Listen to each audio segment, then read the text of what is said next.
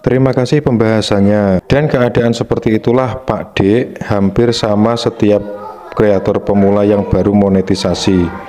Haha, 4 sampai 5 tahun. Lalu kapan kita bisa buka celengannya Pak D gitu. Terima kasih, ini ada @sahabat YouTuber pemula. Oke ya. Jadi memang itu terkait dengan video saya yang membahas tentang gaji YouTube itu berapa sih gitu ya. Jadi di video saya yang itu kemarin kan saya bahas bahwa gaji saya, gaji bahas YouTube ini adalah kisaran 30.000 per bulan. Sehingga butuh berapa tahun saya bisa mencairkan gaji saya dari YouTube.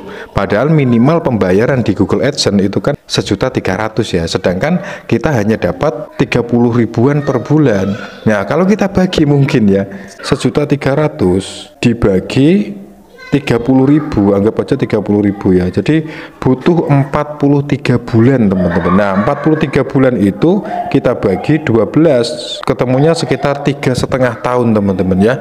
Jadi channel bahas YouTube ini kalau viewsnya masih segini-gini aja atau mungkin di bawah 100 terus ya setiap videonya, maka estimasi gaji bahas YouTube ini ya, penghasilan dari YouTube atau gaji dari YouTube untuk channel saya ini 3,5 tahun baru bisa gajian teman-teman ya. Jadi saya upload video konsisten terus menerus sampai 3,5 tahun itu baru bisa cair gajinya ke rekening saya ya. Itu karena baru bisa mengumpulkan 1.300.000 untuk akun Google AdSense. Nah begitulah teman-teman. Jadi kita itu nge-YouTube ya wes jangan terlalu memikirkan monetisasinya karena nanti akan kecewa ya. Karena kalau menurut sudut pandang ilmu ekonomi ya, ini pasti ya orang-orang yang kuliah di fakultas ekonomi mungkin begitu ya. Ya ini sangat tidak masuk akal ya.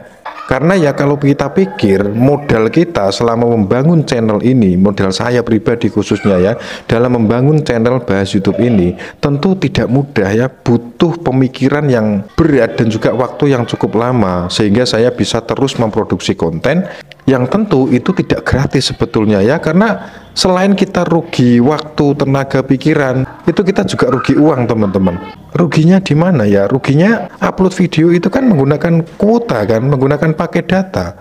Kalau misalnya rata-rata video saya itu 1 giga ya ukurannya, misalnya per video itu 1 giga. Di video saya ini saya sudah mengumpulkan sekitar hampir 300 video, yang artinya itu mungkin sekitar 300 giga. Bayangin aja kalau mungkin kartu saya kan Telkomsel nih. Untuk di My Telkomsel, paket untuk 100 giga per 100 giga di aplikasi saya itu harganya sekitar Rp250.000 teman-teman. Itu per 100 giga. Kalau misalnya saya habis 300 giga ya berarti kalikan aja 3 gitu ya. Jadi 250 kali 3. Artinya 750.000 itu untuk modal saya ngupload video di channel ini. Itu total modalnya. Kalau hanya yang kita hitung itu modal uangnya. Ya, itu belum waktu yang harus saya luangkan untuk bikin konten ini, kemudian waktu untuk memikirkan ide, kemudian tenaga yang saya gunakan untuk kesana kemari, misalnya cari tempat, lokasi di mana yang bagus gitu ya, itu kan juga butuh biaya gitu, butuh bensin gitu.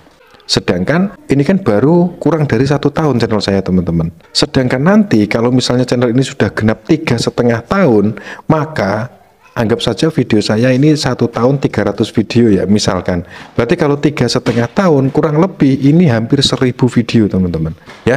Jadi 1.000 video itu kalau ditotal dengan paket data yang sudah saya keluarkan tadi adalah 1.000 giga atau 1 terabyte. 1 terabyte dibagi dengan Rp250.000 per 100 giga, maka hasilnya kurang lebih sekitar 2,5 sampai 3 jutaan. Dan gaji saya dari AdSense kalau 3,5 tahun ke depan masih seperti ini itu cuma 1.300.000 ya. 3,5 tahun 1.300.000, sedangkan pengeluaran kita itu sekitar 2,5 sampai 3 juta. Ya masih rugi bos kalau itu kita pandang dari sudut pandang ekonomi ya. Tapi kalau kita pandang sebagai sudut pandang ya wes rasa syukur lah ya. Ya intinya kita bersyukur gitu aja ya. Ya kita akan adem ayem gitu ya, tenang. Karena ya meskipun kita tidak dapat penghasilan dari YouTube, kan kita bisa dapat penghasilan dari pekerjaan yang lain atau pekerjaan utama kita, kan begitu ya. Maka sudah sering saya ingatkan juga, nge-YouTube itu kita anggap saja sebagai hiburan atau mungkin kerjaan sampingan gitu yang tidak perlu kita harapkan monetisasinya. Ya kalau menghasilkan ya syukur alhamdulillah gitu ya. Kalau memang tidak ya kita tidak menyesal karena itu pilihan kita. Itu sudah menjadi pilihan kita gitu ya. Jadi mudah-mudahan ini bisa membuka pikiran dan wawasan kita bersama. Intinya teman-teman, kalau kita nge-YouTube itu jangan terlalu berharap monet gitu ya. Syukur monet, enggak juga sabar kan gitu ya. Oke, mudah-mudahan ada yang bisa diambil sisi positifnya. Terima kasih buat teman-teman yang sudah berkomentar dan mendukung channel ini sampai sekarang. Saya hanya bisa membalas doa, mudah-mudahan teman-teman semua sehat selalu sekeluarga ya. Jadi sampai jumpa di video selanjutnya.